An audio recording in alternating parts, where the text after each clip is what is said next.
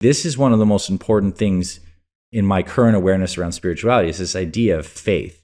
It's an idea that's repeated in many of these like spiritual books, whether it's the Bible, you have the faith of a mustard seed, you can move a mountain kind of concept. But it's this idea to hold in your mind, in your awareness, the positive, healing, beneficial outcome that you desire and to feel like you have it, while at the same time knowing that that's true and experiencing what is in this moment. It's you, like in any kind of healing, I think it's physical and emotional. It's important to watch when the energies of like fear, like victimhood, or these things are creeping into the background of how you're experiencing things. And I suppose one smart thing I did at the time was chose to share a lot of this in the form of like an expression journal. Like I had a lot of feelings come up in these life-changing things. So I started to journal them every day and share them publicly. And the intention was just like expression. I think expression, allowing energy to flow is what's going to heal things too. So I intuitively did many things right. And I started to meditate as well, which was like part of the body meditation of healing, but also just generally learning how to quiet my mind and all the practices that came along that.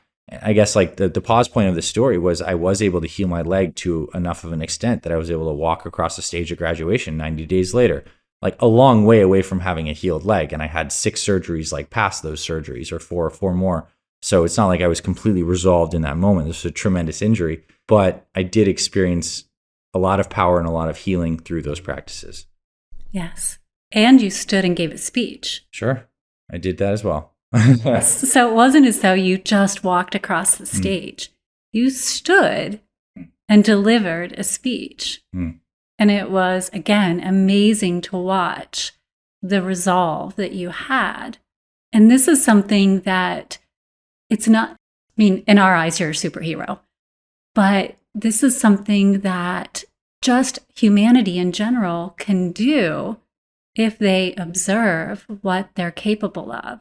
Is it, from your perspective, that you were able to become the observer and witness that you are not your body that gave you the ability to do what you did? Or is it something more than that?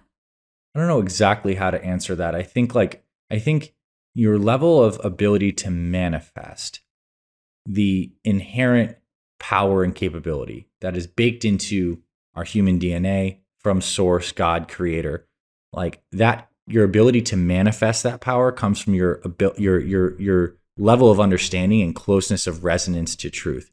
So I think that I do firmly believe that individuals trapped in the body mind, in the entanglements of like their small identity, believing they are the body, believing they are the mind, are inherently limited in terms of their ability to express. So I do think that as I began to understand I'm not the body and began to cultivate some of these practices, my ability to experience healing is like the governor is off a little bit.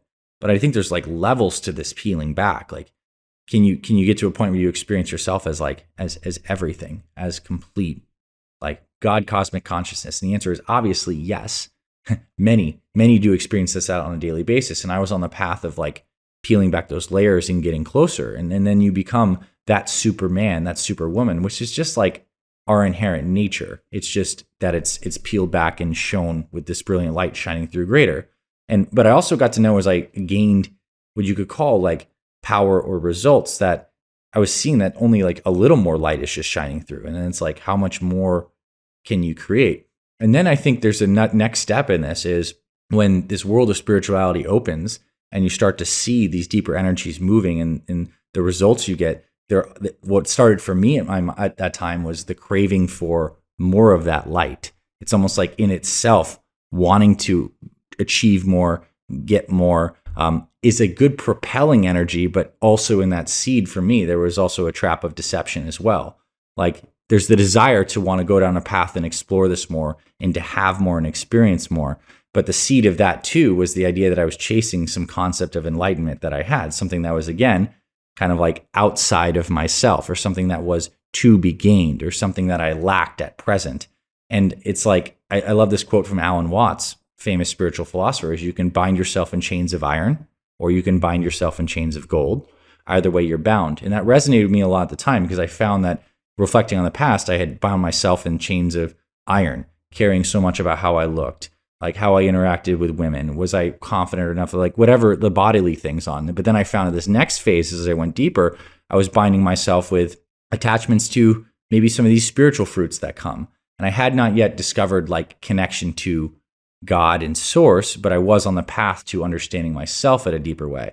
And I love this other quote. I don't know, it's attributed to one of the great yogis of the last 500 years, but it's like, I went searching for myself and all I found was God. And I went searching for God and I found myself.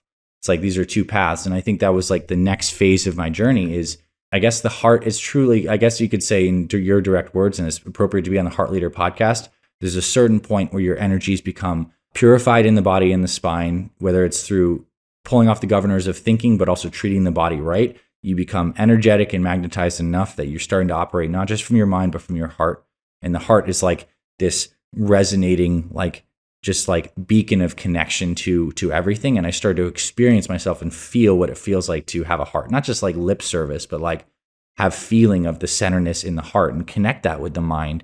And then things really opened up. So there's been distinct stages in this, all of this through the vehicle of the body. So grateful that we have bodies. So grateful that they also teach us the inherent lesson that this experience is finite, at least in terms of like these bodies, that there is the decay principle that's operating as well.